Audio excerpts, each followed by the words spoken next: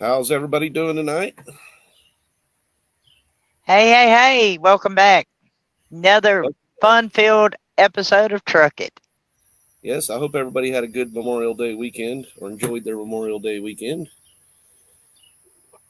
I didn't do much. Join. I worked. I made sure everybody had what they had for the cookouts. That's always a good thing. Always a good thing. Yep. I should have smoked something is what I should have done on the smoker, not, cigarettes or anything. But I hear you. Oh, folks, today we're going to be talking about the migrant mayhem that is going on in our nation. And it's absolute mayhem. We have got some wild, crazy video footage. We've got statistics we're going to be sharing with you. And, all these are from reputable sites. Yeah, they're even local news sites. So, yep. Something that may not be on the national side anyway. Yeah, they don't seem to put a lot of it on the national side. They put it on the local site, and then it's let go unless it's something that fits their agenda. So, yep. So, Mr. Chad, what are we going to start it off with? Well, I got the stuff up here. Would you like to? Let's see. Well, this guy here was one that I couldn't believe. This is one you sent me, and he's putting out TikTok videos about how to jump the border. Oh yeah, let's give him his minute of fame. And it is covered by the Associated Press, is who actually put this out. And I'm amazed that this should be on the news. It's unbelievable. Yeah.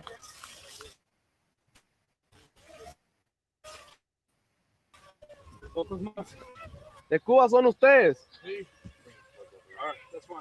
Aquí acaban de cruzar un grupo aquí.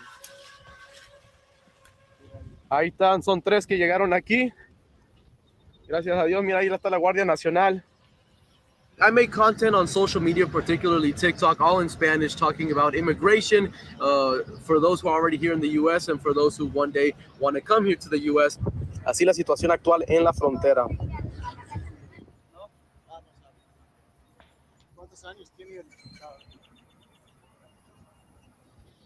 The quick format of the videos where you're able to watch a TikTok in 10 seconds and then watch another one is really convenient for immigrants, especially if you're on the move, you're going through Mexico or through Central America, you don't have access to a television. So what do? You go on your phone, you watch a 10-second, 15-second TikTok, you learn about the news, and then you keep on moving. Como pueden ver, un grupo enorme de personas, incluyendo a varios niños.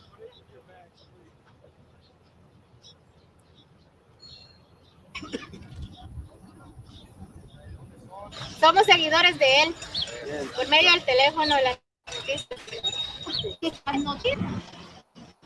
Pues él nos está informando cómo es el paso del río, cuándo crece, cuándo baja, cómo está la migra y lo que sufrimos nosotros los migrantes al cruzar.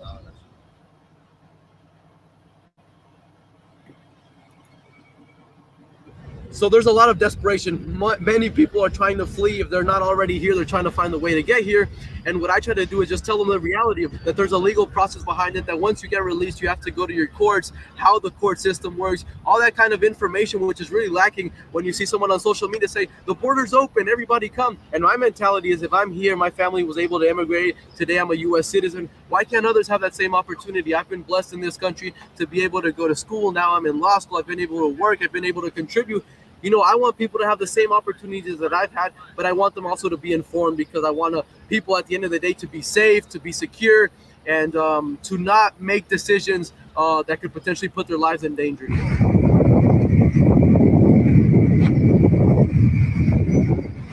Pues ahí se van, mi gente.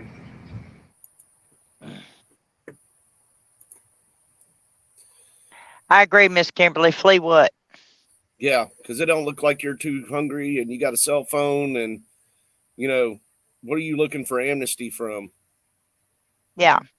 I mean, I understand their economies have collapsed in their own country. They're living under, pretty much a tyranny state. But you know what? Your country is not going to get any stronger if you run somewhere else. And You got to stand and fix your own problems. Don't just like expect he us said, to fix yours. well, that's also part of that could be also because I don't know this. I'm just saying this, but maybe it's because they were getting money from the U.S. and it got cut off, or got more of it cut Maybe. off. Or could be now all the drugs went to Mexico instead of down in South America and Central America. Well, the one thing that really stuck out in that video was the amount of children. Yeah, and You always know, hear about unaccompanied minors and stuff, but that's something that I've heard these people saying before, and a lot of them are the ones that try to go through the line or before the border exploded again, and it'd be like, take my children, just like if a boat's sinking or something like that, you'd be like, here, take my child, or yeah, they're innocent. Take them, save them. But we also have a huge issue. Hey, Miss Ruth. Hey, Miss Kimberly. How are you doing? We have a huge issue is our government has lost 85,000 children. They have no clue where they're at. They have no clue where they're at. And I've seen a few videos on that, especially ones that you sent me. I mean, it's astounding.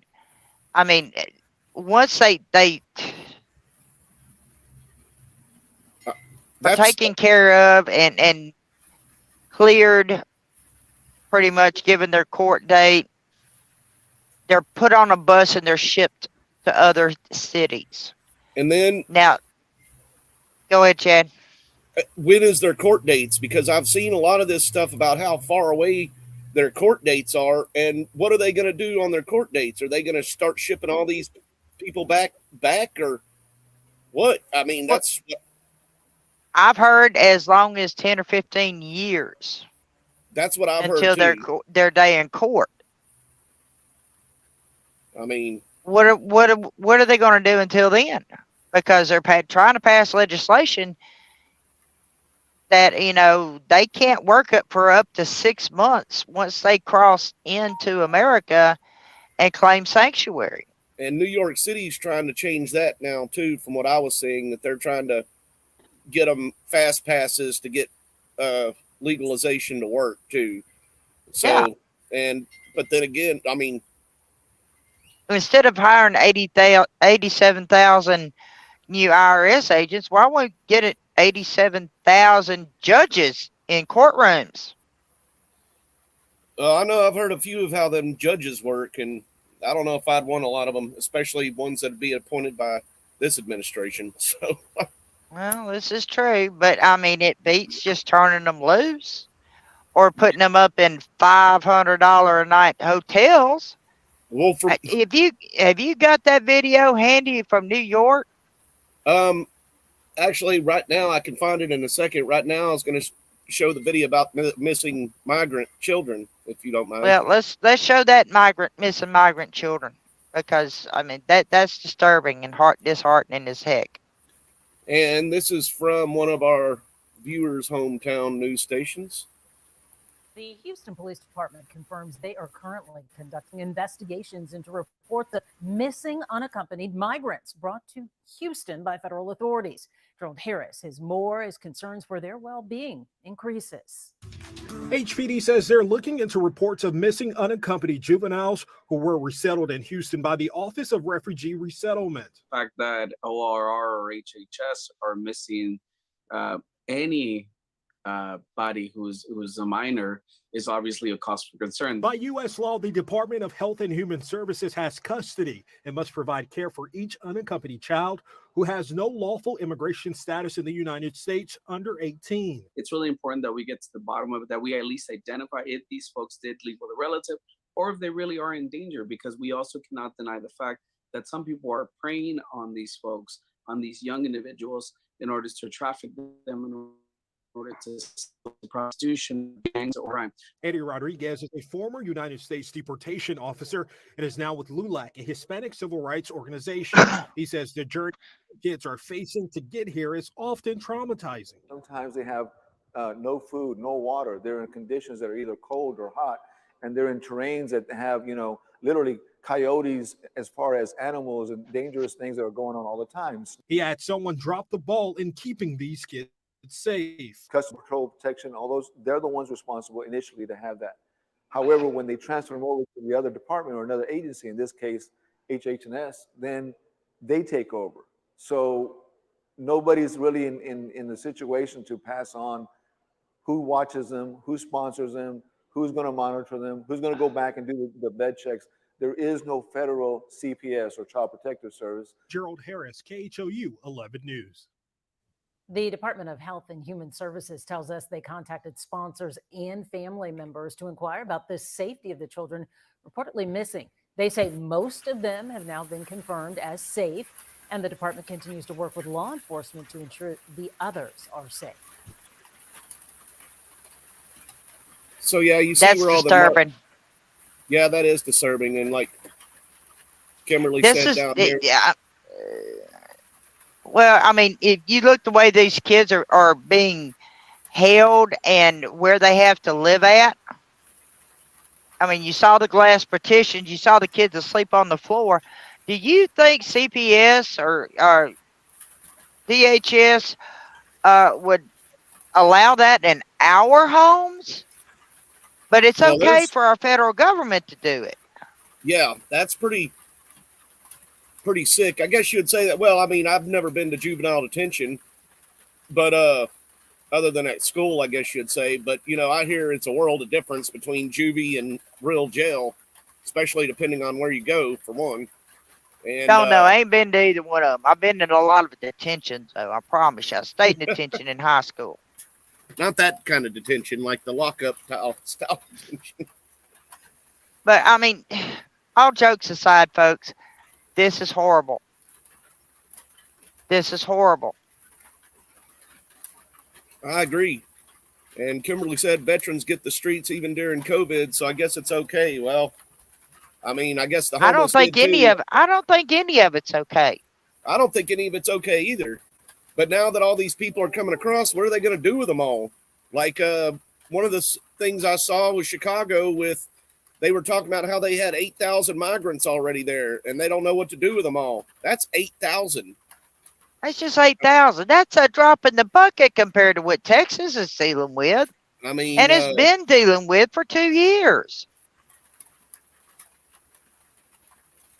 They're not just coming across in Texas. They're coming across in New Mexico. They're coming across in Arizona. They're coming across in California. And they're not coming empty-handed, folks. and this is They're from not the coming Texas Tribune. empty-handed. This is the Texas Tribune talking about the fact sheets. And I'm not going to read it all, but here's the key facts that it says CBD or CBP had 211,000 alien encounters along the southwest border in April 2023, up almost 10% from previous month and nearly 20% up from April 2021. 86% of them were between ports of entry. In the first 7 months of fiscal year 2023, 96 people whose names appear on a terrorist watch list, including a shocking 16 in April alone, were stopped trying to cross the border between ports of entry. So you see the people that are where a lot of them illegal ones that aren't even allowed here are at. So far, nationwide, they have arrested 17,533 individuals with criminal convictions and apprehended 377 known gang members. 111 of those being MS-13 members. Who warned us about MS-13? Or who wanted to stop MS-13 from coming across the border? And what a surprise, they still are. They still are. I mean, they boot them across, they turn around and come right back. And they come back with a different alias. Because guess what, folks? They put huge garbage cans down there on the Mexican side, so when they walk by them, they can throw all their stuff in it, their ID, everything.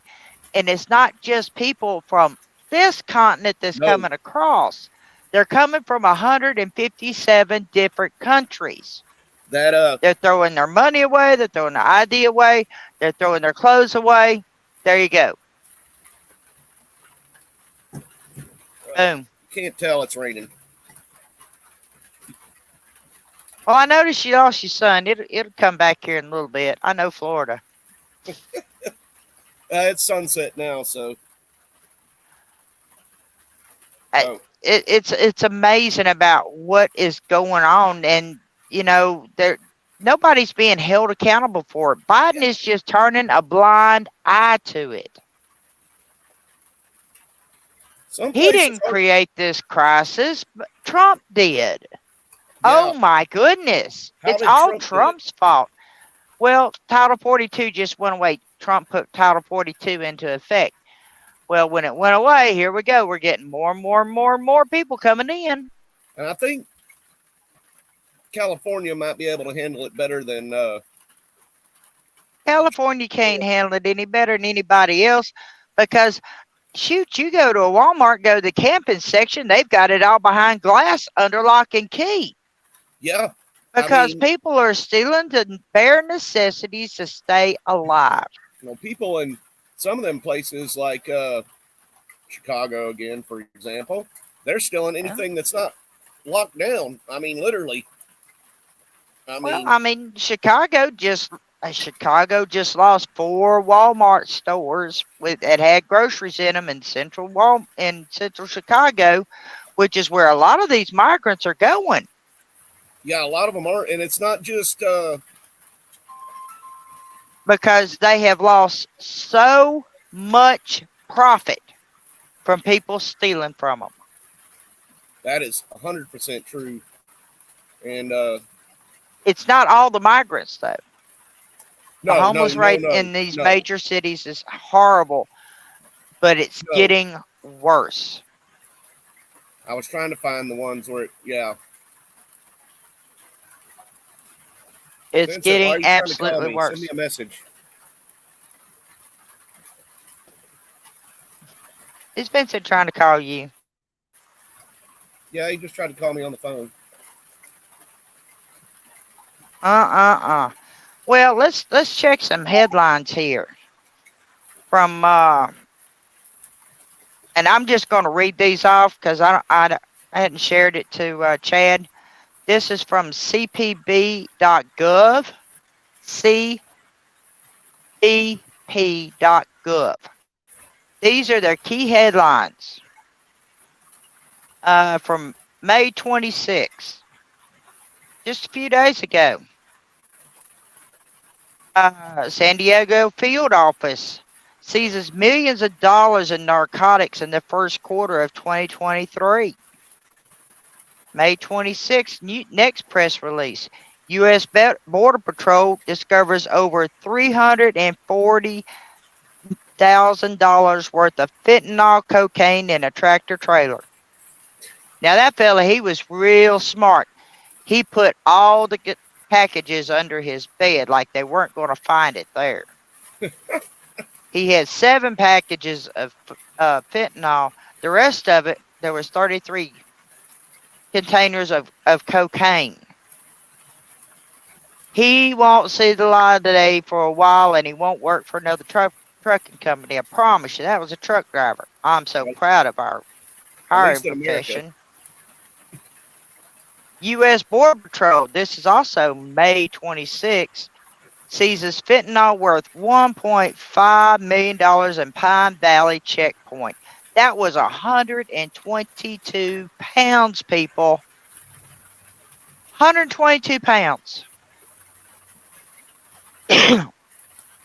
Let's see.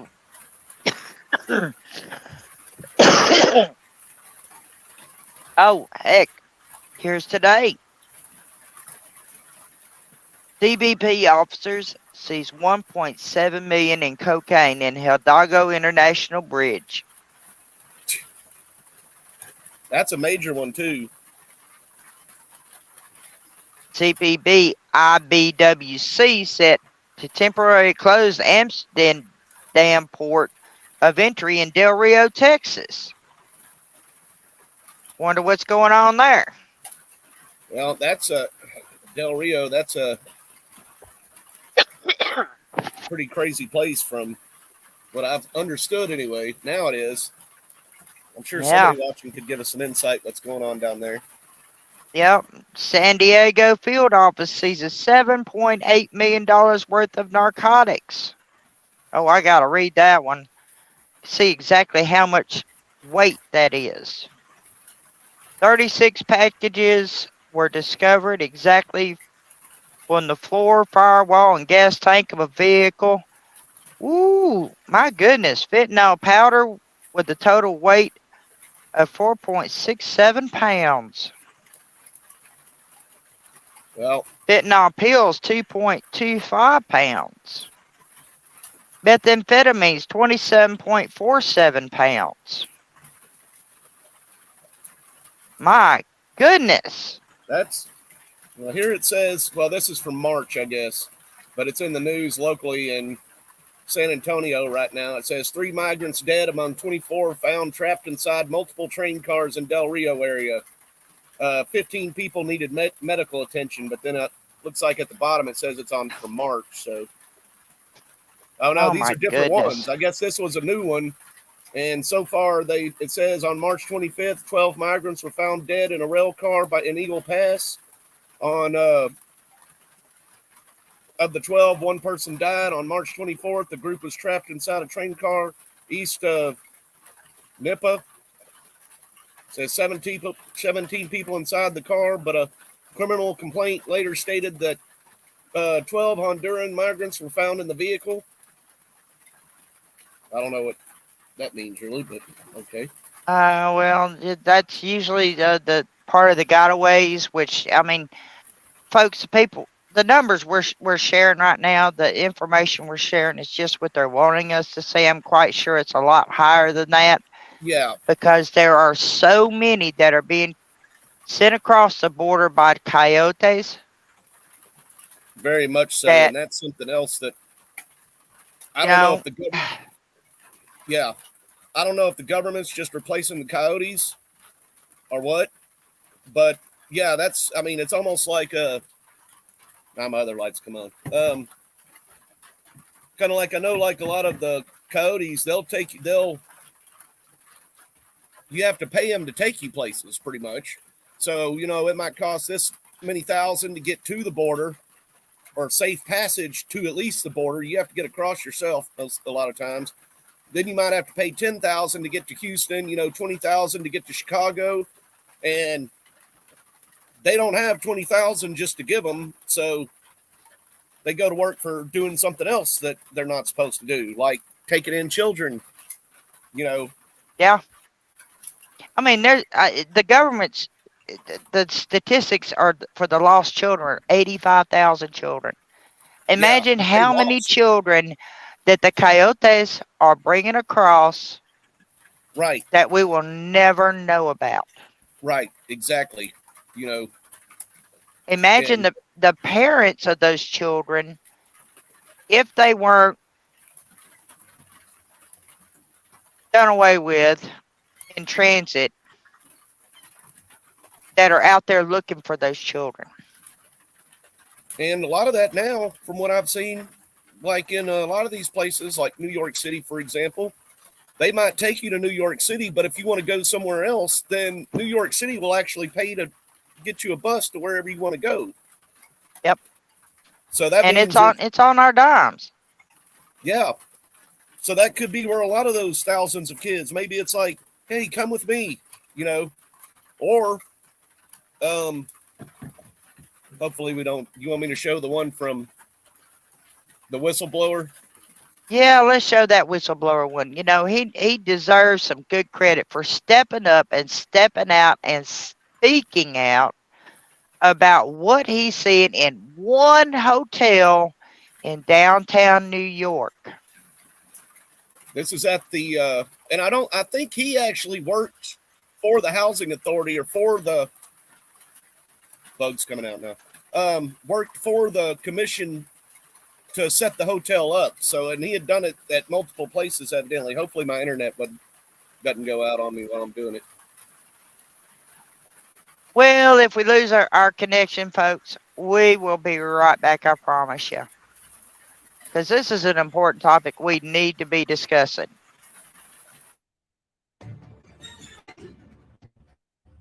Shocking news of this inside New York's largest hotel that's housing illegal migrants. Our next guest is shedding light on his time at the Row NYC Hotel, reporting a 10-year-old being drunk in her hotel room without her parents on site. He's also sharing images of trashed rooms, violence in the street, and a slew of staff incident reports. Here with details, Carlos Arellano. Carlos, it's really great to have you on. Appreciate this insight. Tell us what you I know you no longer work there, but you and your former colleagues were experiencing at this hotel.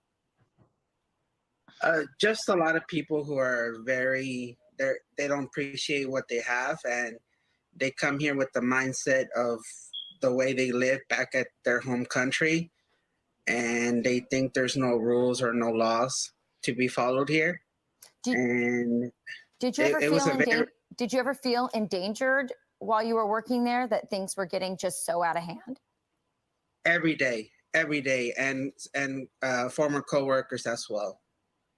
Mm. A lot of former coworkers have reached out and are happy that I did the interview, and they're saying this place deserves to be shut down, that they fear for their life every day as well as I did.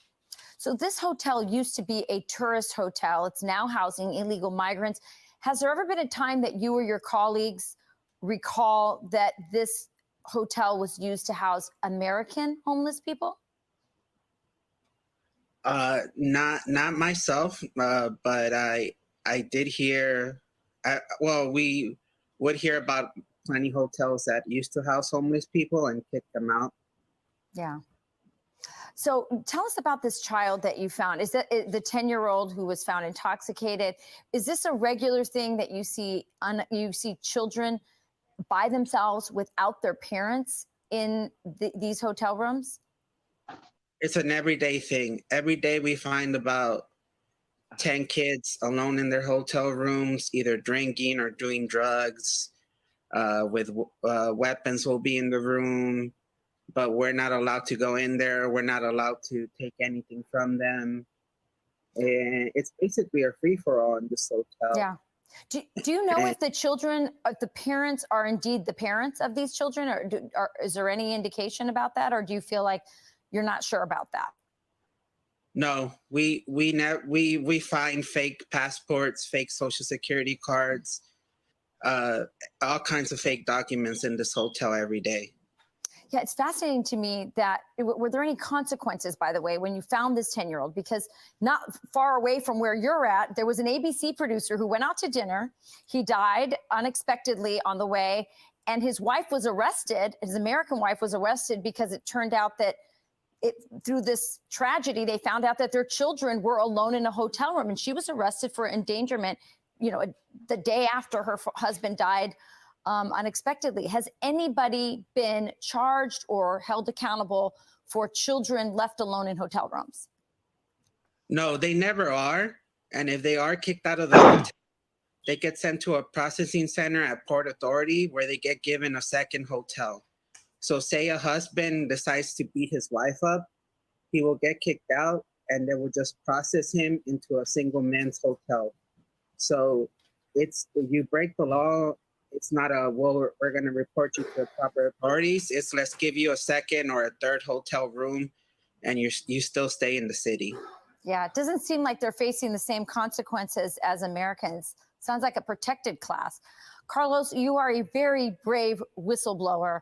And I think the American people are very grateful for you for letting us know where our tax dollars are going. Thank you. I'm Steve Duke. There you go, America. Go out and work a little harder, pay a little more taxes. That's where your money's going. Well, These people are, they're coming in. we got nowhere to put them. We are not prepared for a huge influx invasion of migrants that think they're just going to have a piece of the pie for free. And Nothing's for free in this country. When migrants used to come here, they expected to work. They expected to have to do something, unless they were the ones taking over neighborhoods and stuff like that. So, I mean, and now that's another thing that people are getting, even the legal migrants are getting mad about, is they're like, hey, we had to, and they've been getting mad about that forever, saying, hey, we had to work to get in here. We came through the legal way. And like that TikToker was doing, he's kind of, I guess in a way, he's trying to show them how to get in here the legal way. But I bet you his parents didn't come in here like that, you know. I bet you, yeah, well, they may have. They may not have. I mean, I know people who their mom and dad come across with coyotes and Well, she brought her kids. So, but yeah, I mean, and a lot of times before, well, but before these the drugs people, took over, well, because drugs used to be a big thing coming across the southern border, but then it got to where, you know, the most thing they brought across was marijuana, which isn't worth that much and isn't able to be concealed very easily, you know. Then they just started bringing hard drugs over. Yeah, I mean, it used to be cocaine and marijuana. So, you know, you tote that across and, you know, your debt was paid. You're gone. You're out. Yeah. But that's not the case anymore, folks. No. It's human trafficking. That's not the case. Drug trafficking, child trafficking, and but I'm wondering if the reason the government's losing so many children is because they're putting them on buses and they're being shipped to hotels like the one we saw in New York City with the whistleblower, Mr. Carlos. And the parents walk out and leave their children unattended and the kids take off for days. For days. Not just a few hours. We get in trouble for leaving them alone for a few hours. And see, that's another thing that when it comes up to all that is I agree, Kimberly. They're using them. I agree too. I mean that they're being sold into, you know, sex slavery. They're working in sweatshops. This weekend, and I got 2 more Amber Alerts last night, so that's 9 Amber Alerts that I've had from the state of Texas. 9. I think 2 of them were parental disputes, but 7 of them I were just taken. Were they parents that were trying to reclaim their children that they lost in detention centers? Were they being kidnapped for sex slavery? Who knows? Yeah, who does know? I mean, and that's, well, I mean, I'm going to say whenever you start getting people and just start shipping them out by the thousands on buses, you're going to lose, especially when these people have no identity to begin with when they come over. I mean, They don't have any money. They don't have any. They have, I mean, one of those Peter Santillo or whatever his name is that I've talked about, one of his old ones, they would go over and look at right before the port of entry, and there would be tons of, you could have had money. If you were not coming across the border and you wanted money, you could go there and find a pile of money because they had money from all over the world pretty much. They had pretty much anything to identify them as if, you know. Well, if they go through the garbage cans on the Mexican side, Mexico, that they can do the same thing there. They can just collect the money and from all over the world and change it out through the currency exchange. Right. Boom, they got money. But it's not just in Texas. No, it's not just in Texas. We have video from Florida. Yeah, this was There was a couple of them. It's just a small number, but then there was one that had like 120 people on one boat. Kind of took me back to the 1970s when folks was coming across from Cuba on rafts. I remember those days. I wasn't here, but I remember those days too. I remember those days. Every night on the nightly news, it was there. Let's see. And we can locate that video. We will show you. Absolutely show you. These are not just little rafts that they're using nowadays. Did my stuff lock up?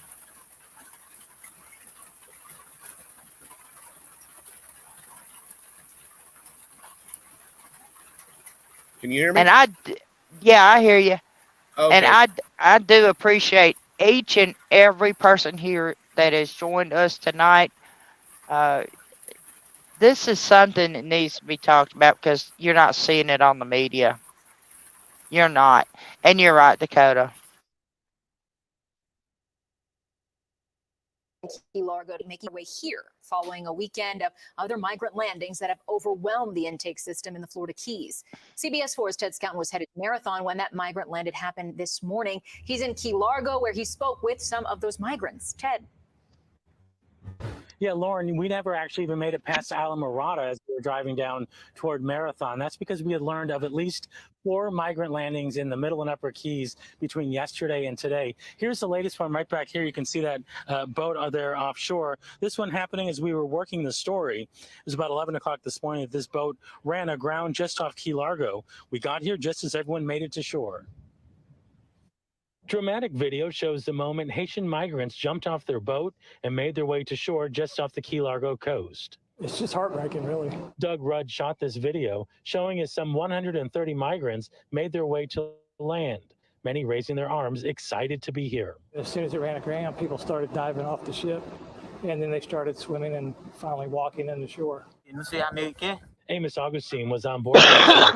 He said they were on the sea since Friday, making the 700-mile journey from Haiti. Haiti is very dangerous, he told us, so he took his chances on the rough ocean. He said it was well worth it.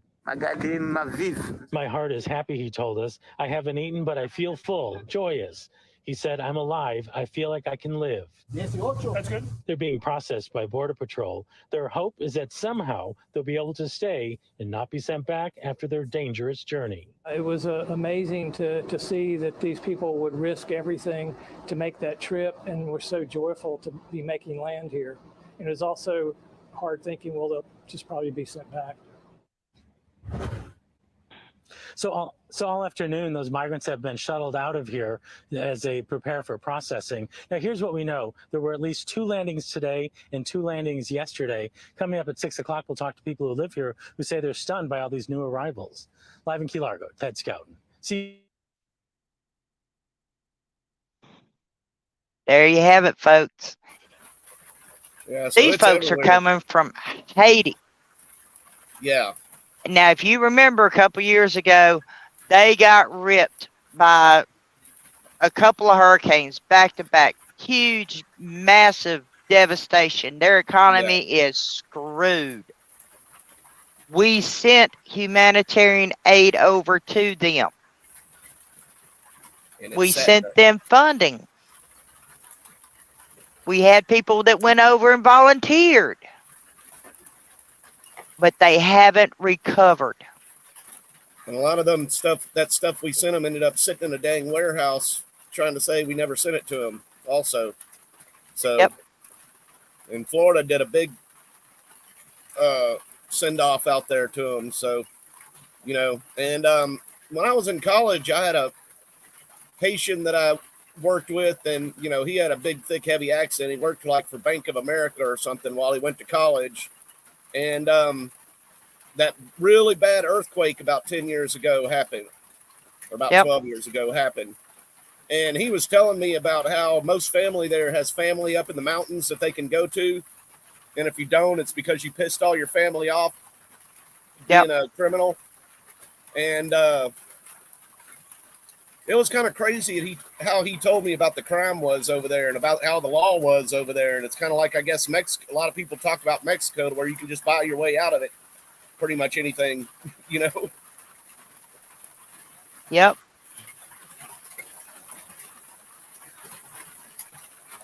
I agree. I agree with Kimberly here. I agree with it. It's a slush fund. Yeah. It is. That's part of those millions that, you know, our government can't figure out where it went. And when they get called before the congressional hearings, they don't come well prepared, as we are seeing. Kimberly and Dakota on the logbook, thank you for joining us today in our comments. Please go over and check out their page, the logbook. Doing a fabulous job of bringing to light all the hard work that our congressmen and women are doing to try to bring light to the misappropriation of funds or the lack thereof of accountability. And they handle all kinds of veteran issues, so especially VA issues. Yeah. So if you have any problems with the VA, hit them up. Yep. And, you know, I've noticed in the comments, Mr. Vincent from Vincent's Voice, he's on there. I love him to death. Y'all need to join him. He comes in with some great people for guests. He comes in with great facts, great information. Please join him on his shows. You can find, you know, their show listings here on the Truck It. And they come on tomorrow night at 5 o'clock Central, 6 o'clock Eastern. So, yep. I think everybody else on here is in, well, not everybody is on Eastern or on Central, but. But anyway, you know, back to that subject at hand, I'm going to tell you, we appreciate each and every one of you who like, share, subscribe, and follow us. We're a small platform, but we're growing. We're growing. Yes, ma'am. I'm glad to see. And we love each and every one of you.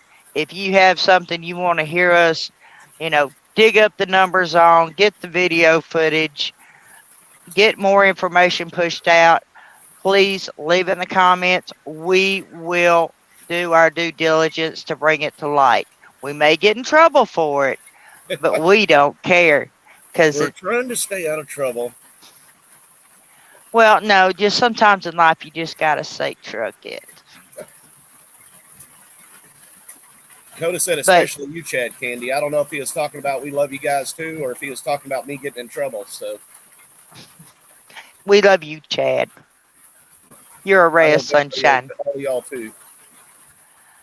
And I am so glad to have you as my co-host. Thank you, Sally. Me too. Glad to have you as my co-host. We are not the only ones speaking out about this. We have people in Chicago. And I don't know that we're going to have a whole lot of time to put the whole video up. But we need to hear what Chicago's actually saying about it.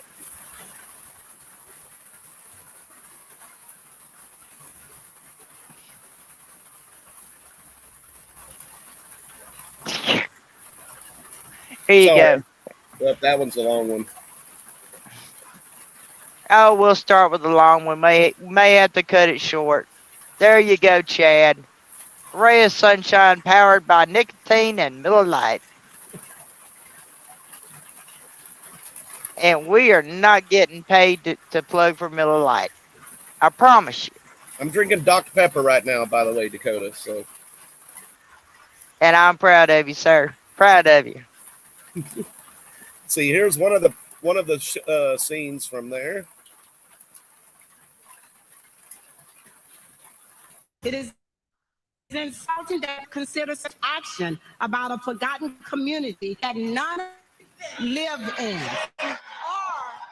Developing some outbursts and outrage at a community meeting in South Shore over a housing plan for migrants.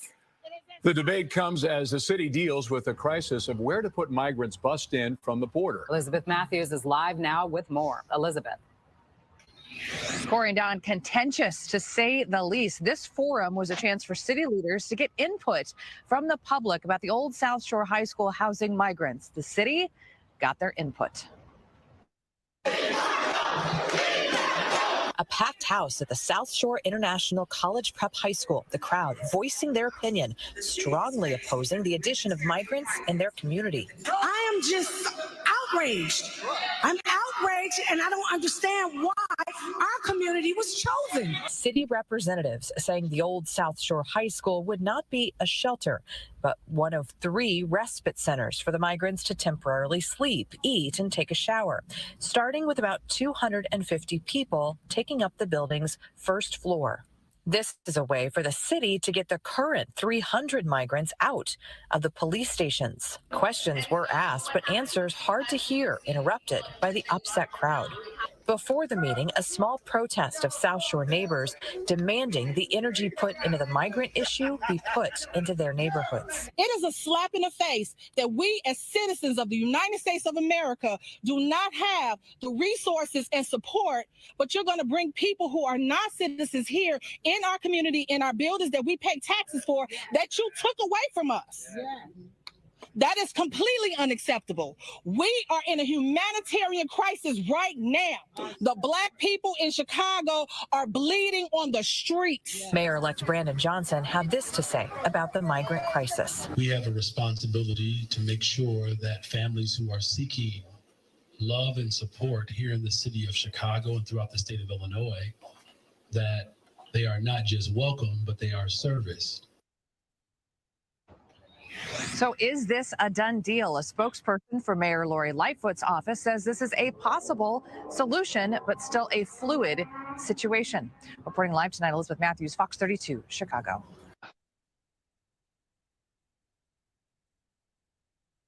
There you have it, folks. From the heart of Chicago. Yeah. Now, my question is, are there schools that they're using as respite centers, rest areas for the migrants in transit, going to wind up looking like those New York hotel rooms that are worth $500 a night that are pretty much going to be demolished after they get them cleared out? Yep, it'll be the thing that I'd seen that I was watching the other day, and it was talking about the Chicago high-rise projects from the old days. And, well, not the old days. One of them, it said, was used between 89 and 2002 until they had to tear it down. And, you know, nothing worked in them. They destroyed everything pretty much. Crime and stuff rampant in those. You know, people would be afraid to go home or afraid to stay there or, you know, anything else like that. And I think that that's what a lot of these migrant motels and hotels and one of the schools, they're putting the kids in the gymnasium they just finished. I mean, the kids didn't even get to graduate, and it was just remodeled. And plus, what are you going to do about a lot of just the daily life chores you got to do, like wash your laundry, take a shower, go to the bathroom? Yeah. So, I mean... Well, I mean, if they use the gymnasiums, they have showers in the gymnasiums, but they're a limited facility. The bathrooms are definitely limited. I remember my high school gymnasium, you had 4 or 5 stalls, and that's it.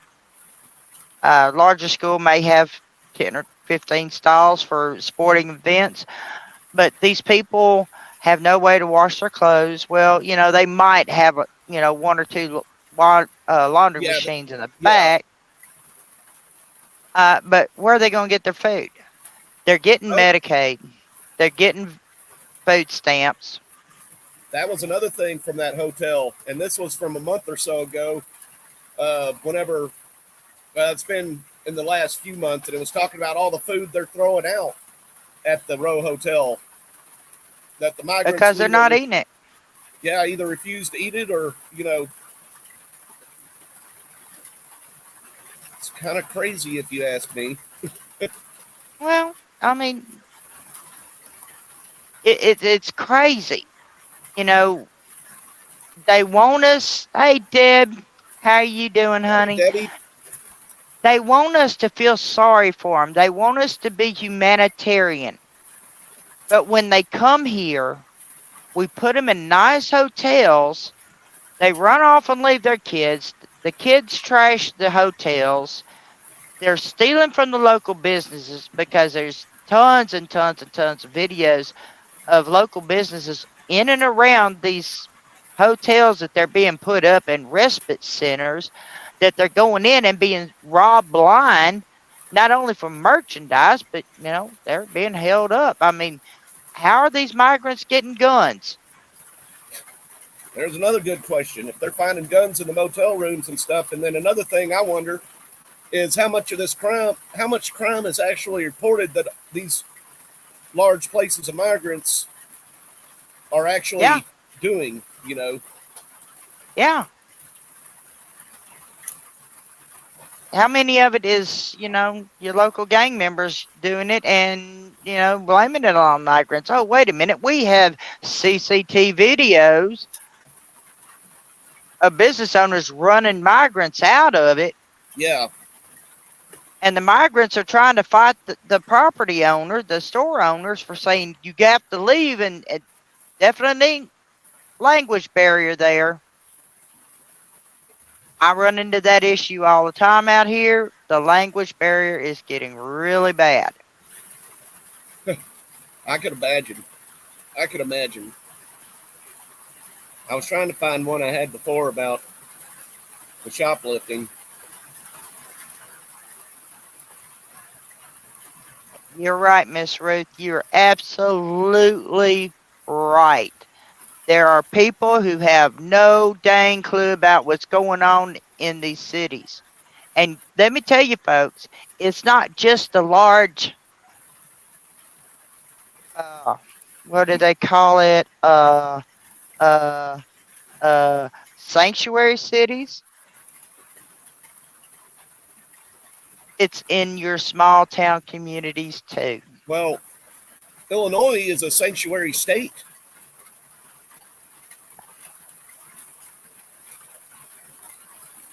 Yep. California's a sanctuary state. Oregon's a sanctuary state. Yeah, the doctors. Yeah, we've talked about that before too, about trying to find a doctor that speaks English. So, and I don't know. A lot of people. Certain parts of Tampa, nobody speaks English. That's for sure. I'll say that much. Well, there are certain. When you come from a foreign country, it kind of helps to know some English. We don't expect you to be perfect. We'll figure it out. We'll muddle through. I think I might have to agree with Kim on that one. Yeah, I mean, they're just absolutely clueless. I think a lot of these cities are changing their mind now that it's at their front door, though. You know. Yeah. And it's getting too hard for them to ignore. And plus, a lot of these big blue cities have always had the crime and the police versus the criminals, I guess you would say, and it's always homelessness and stuff like that. Now it's kind of, you're inviting it back in. You're inviting more people to be homeless in your area, and not to mention you handed them $1,000 worth of stuff as soon as they came across the border, pretty much. You know. Yeah, pretty much. I mean, you get hots and cots and medical. You may have to sit there for 90 days till you get a medical clearance. But these people, they're told when they get on the bus, they can't take their mask off because they have medical issues. And it's mostly, from what I understand and hear, is TB, tuberculosis. We don't need that here. Well, like that Twitter guy said, he's like, well, they're told the border's open, so come on over. And, you know, he's like, that's not exactly the case. So I'm not putting that up there, Kim. Yeah, I'm not putting that up there either. Love you, Dad, not doing it. But, you know, that's a fact.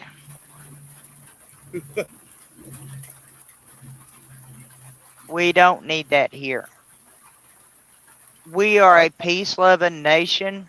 We have our issues in our communities, but even our small towns are having big town issues, That's exactly big right. town problems. And I think a lot of it is from the media, to be honest with you, not necessarily just the migrants, but also all the drugs coming over.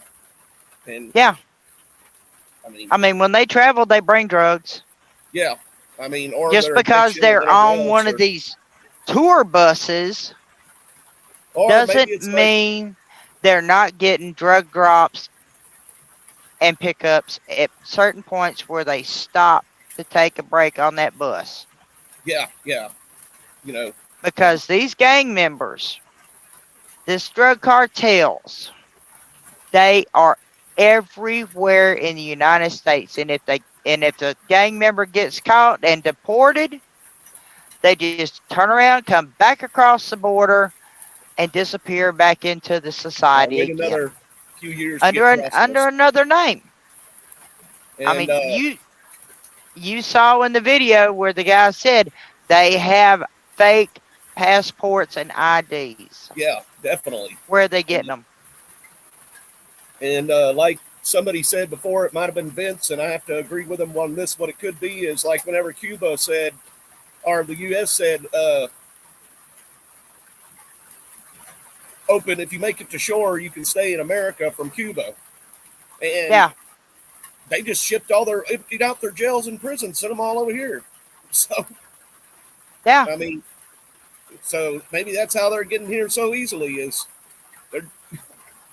Well, I know one of El Chepe's main leaders, what came across as a sanctuary seeking person, joined the military, was trained by the military, ranked up in the military, got out of the military, went back to Mexico, and toughened up the cartels, which made it even harder for our Border Patrol to deal with them, because now we have a cartel with a military trained armed force. Get this, people. They can get military training from all over, probably. The people who flew those planes into the Twin Towers in New York City came here and got trained to fly those planes. They didn't have to learn how to land the darn things because they knew they weren't going to land them. They just had to learn how to take off. Proven fact. Fact check it. That's what happened.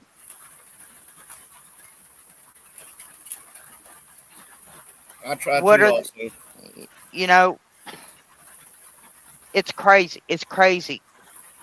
We are in a migrant mayhem situation. We are in a crisis. And our government is not doing anything about it. And even these cities, these big cities are saying that they were in a crisis before Title 14. Even they were having problems with the migrants since Biden's been elected. But they've also had a major crime issue. And I mean, now Chicago can't even have any events because of these teen trend things. Whenever all these teens get together on social media and just pretty much run through and wreck whatever's in their path. And they're not migrants. And now they're trying to say, like in that long interview that I started out on, they were asking about how they were going to secure these places, and the Chicago police office comes out and says, we'll have officers assigned to them. And they're like, don't worry, we've got plenty of resources. And everybody's just kind of like laughing at them because it's like, where do you come up with that at, that you have enough police officers whenever nobody wants to work for Chicago police? Nobody wants to be a police officer hardly anyway. Yep. All right, well, our hour's about up. And, our hour's about up. But you know what, folks? We have more on this topic that we can talk about, like the economical impact that it's having. We are not only going through our own post-COVID-19 pandemic situation economically, now we're dealing with the migrant crisis, but it's causing a huge economic disruption. And next week, I think that'd be a good topic for us, Chad. What do you think? Yeah, that sounds good to me. We got 7 days to dig up the dirt. And we're good at it.